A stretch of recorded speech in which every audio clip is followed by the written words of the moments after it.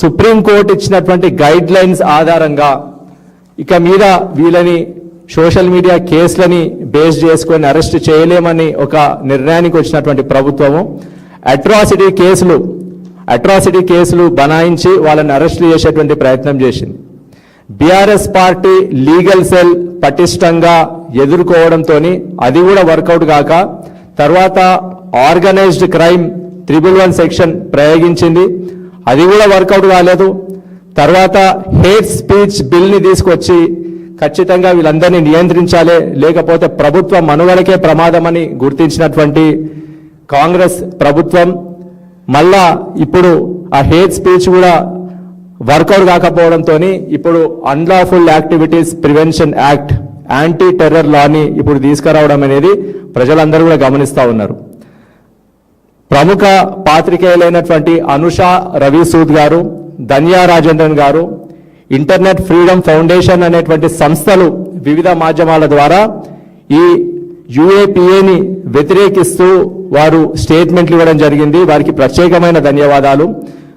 ప్రజాస్వామ్య వ్యవస్థకే పెనుముప్పులా ఉన్నటువంటి ఇట్లాంటి చట్టాలను, యాంటీ టెర్రర్ లా లాంటి ఇట్లాంటి చట్టాలను సోషల్ మీడియాని అదేవిధంగా మీడియాని కూడా నియంత్రించడానికి ప్రభుత్వం వాడుతూ ఉన్నది. కాబట్టి మరిన్ని రాజకీయ గొంతుకలు, అదేవిధంగా రాజకీయ వర్గాలు, అదేవిధంగా మీడియా వర్గాలు కూడా దీని మీద ఖచ్చితంగా అందరూ కూడా వ్యతిరేకించాల్సినటువంటి పరిస్థితి ఉన్నది. కాబట్టి అందరికీ కూడా విజ్ఞప్తి చేస్తా ఉన్నాము, ఈ యుఏపిఏని ప్రతి ఒక్కరూ ఈ రాష్ట్రంలో ప్రజాస్వామ్యం ఉండాలి, ప్రజాస్వామ్యయుతంగా ఇక్కడ పరిస్థితులు ఉండాలి అని ఆశిస్తున్నటువంటి వారందరూ కూడా దీన్ని వ్యతిరేకించాలని చెప్పి విజ్ఞప్తి చేస్తా ఉన్నాం.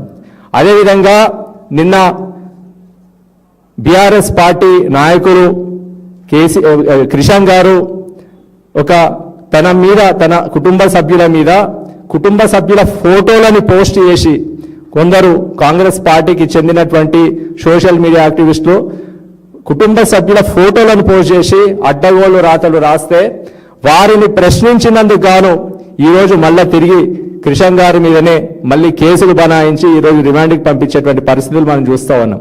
ఇక్కడ ప్రజాస్వామ్యంగా ఉండాల్సినటువంటి పరిస్థితులు ఒక నియంతృత్వ ధోరణిలోకి తీసుకొస్తా ఉన్నటువంటి ఈ ప్రభుత్వాన్ని ఖచ్చితంగా ఎండగడుతూనే ఉంటాము. నిన్న Congress party social media activist post చేసినటువంటి ఈ ఫేక్ న్యూస్ ని చూడండి. బీఆర్ఎస్ పార్టీ నాయకుల కుటుంబ సభ్యుల ఫోటోలని పోస్ట్ చేసి అడ్డగోలు ఫేక్ రాతలు రాస్తే ప్రభుత్వ పెద్దలు ఒక అవకాశం దొరికింది, ఖచ్చితంగా ఒక గొంతుని ప్రశ్నిస్తున్నటువంటి కిషన్ లాంటి ఒక గొంతుని నొక్కేటువంటి అవకాశం దొరికింది. కాబట్టి కేసులు బనాయించి సెక్షన్లు బనాయించి ఈరోజు రిమాండ్కు పంపించేటువంటి ప్రయత్నం చేయాలని చెప్పి ఇలా చూస్తూ ఉన్నారు. ఖచ్చితంగా పరిస్థితులందరూ కూడా ప్రజలు గమనిస్తూ ఉన్నారు.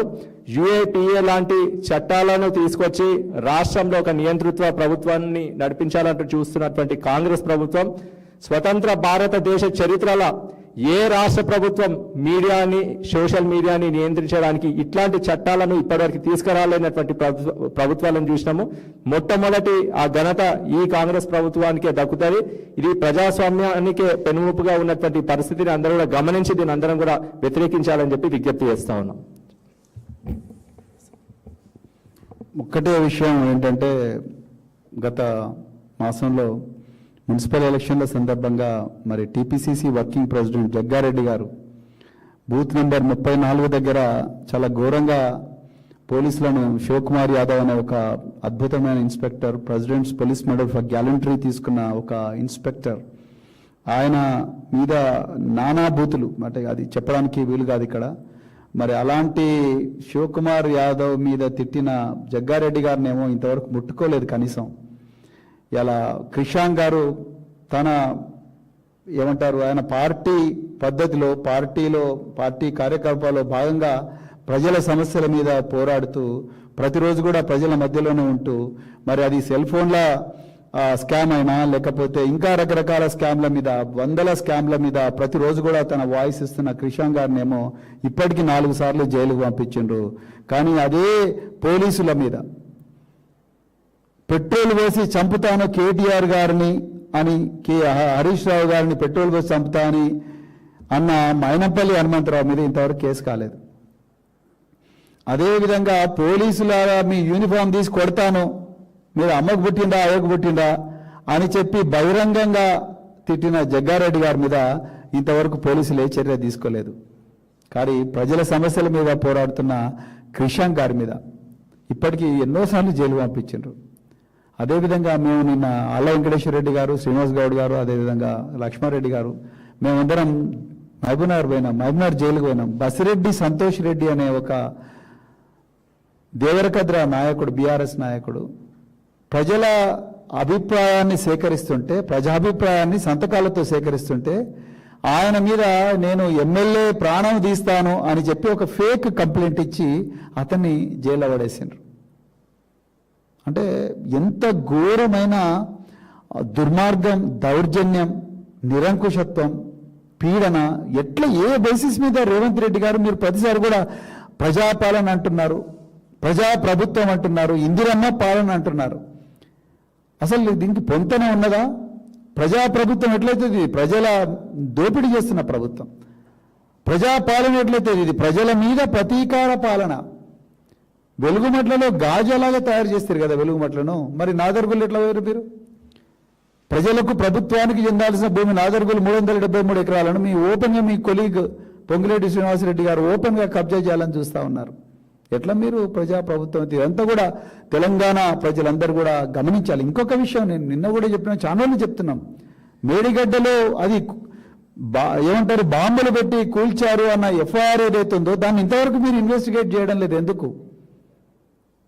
అసలు ఏం జరుగుతున్నది తెలంగాణలో? పోలీసు అధికారులైనా చొరవ తీసుకోవాలి కదా. నేను అదే చెప్పిన, ఒక సైనికులను రక్షించడం కోసం మిలిటరీ ఉన్నతాధికారులు దేశాధ్యక్షుడిని పక్కకు పెట్టిండ్రు, ఇది నీ పని కాదన్నారు. మీరు కూడా రేవంత్ రెడ్డి గారిని మీ కీలకమైన నిర్ణయాలు, మీ ఇన్వెస్టిగేషన్ ఏదైతుందో మీరు ఆయన ఒత్తిళ్లకు ఎందుకు లొంగుతా ఉన్నారు? చట్టబద్ధంగా జరుగుతున్న ట్యాపింగ్ కేసులో ఆయన ఇంటర్ఫీరెన్స్ ఏందండి రేవంత్ రెడ్డి గారిది? ఒక సున్నితమైన వ్యవహారం, దేశ భద్రత సంబంధించిన వ్యవహారంలో ఈ ముఖ్యమంత్రి ఎందుకు ఇంటర్ఫీర్ చేసుకుంటున్నాడు? ఇట్లా డిపార్ట్మెంట్ రాజకీయాల కోసం వాడుకుంటా ఉన్నారు, ప్రభుత్వ సంస్థలను రాజకీయాల కోసం వాడుకుంటా ఉన్నారు. దీన్ని మీరు అడ్డుకోవాలి. అదే real spirit of civil services. మీకు ఆర్టికల్ 311, 312 ఈ 2 అధికరణాలు రాజ్యాంగంలో మీకు పూర్తిగా రక్షణ ఇస్తున్నాయి. మీరు ఇలాంటి నిర్ణయాలు తీసుకుంటే మీ ఉద్యోగాలను పోవు. ఒకవేళ పోయినా కూడా అడ్మినిస్ట్రేటివ్ ట్రిబ్యునల్ ఉంటుంది, తర్వాత సుప్రీంకోర్టు ఉంటుంది, హైకోర్టులు ఉంటాయి, ప్రజలు ఉంటారు. మేమందరం ఉన్నాం రాజకీయ పార్టీలో, మిమ్మల్ని కాపాడుకుంటాం. మేమందరం కూడా తెలంగాణ ప్రజలు కాపాడుకుంటారు. ఆ గచ్చిబౌలి స్టేషన్ హౌస్ ఆఫీసర్ అభిబుల్లాని చూసిన బుద్ధి తెచ్చుకోండి.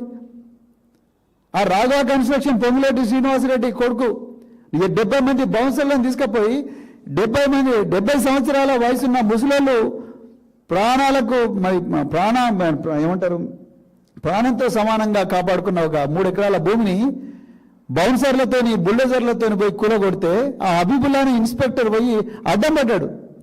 రాఘవ కన్స్ట్రక్షన్స్ అనే సంస్థ మీద పొంగులేటి శ్రీనివాసరెడ్డి కొడుకు సిద్ధార్థ రెడ్డి, ఏం రెడ్డి అని పేరు, ఆ సిద్ధార్థ రెడ్డి మీద కేసు పెట్టిండు. ఆయన ట్రాన్స్ఫర్ చేస్తే భయపడలేదు, ఆయన డ్యూటీ ఆయన మంచిగా చేసుకున్నా. హబీబుల్లాని ఆదర్శంగా తీసుకోండి ఐపీఎస్ ఆఫీసర్స్, ఐఏఎస్ ఆఫీసర్స్. ఏంది ఇంత ఘోరం? మరి ఘోరంగా కంచా గచ్చిబౌలిలో 4 జింకలను చంపి, నెమళ్లను చంపి 100 ఎకరాల భూమిని కబ్జా చేయాలని చూస్తే ఒక్క ఫారెస్ట్ అధికారి కూడా వైల్డ్ లైఫ్ ప్రొటెక్షన్ యాక్ట్ కింద కేసు పెట్టలేదు కదా. ఎందుకు పెట్టలేదు? ఊర్లలో పోడు రైతుల మీద అడ్డం దిడ్డంగా కేసులు పెడుతున్నారు కదా. ముఖ్యమంత్రి మీద కేసు పెట్టడానికి మీకేం నొప్పి? ఎందుకంత భయపడుతున్నారు? రాజ్యాంగం మీకు ప్రొటెక్షన్ ఇవ్వలేదా? ఆర్టికల్ 311, ఆర్టికల్ 312 అన్నిటికన్నా ముఖ్యంగా ప్రజలు మీరు అనుకుంటారండి. మరొకసారి గుర్తు చేస్తున్న, మీ డ్యూటీ మీరు చక్కగా చేయండి. జై తెలంగాణ, జై కేసీఆర్.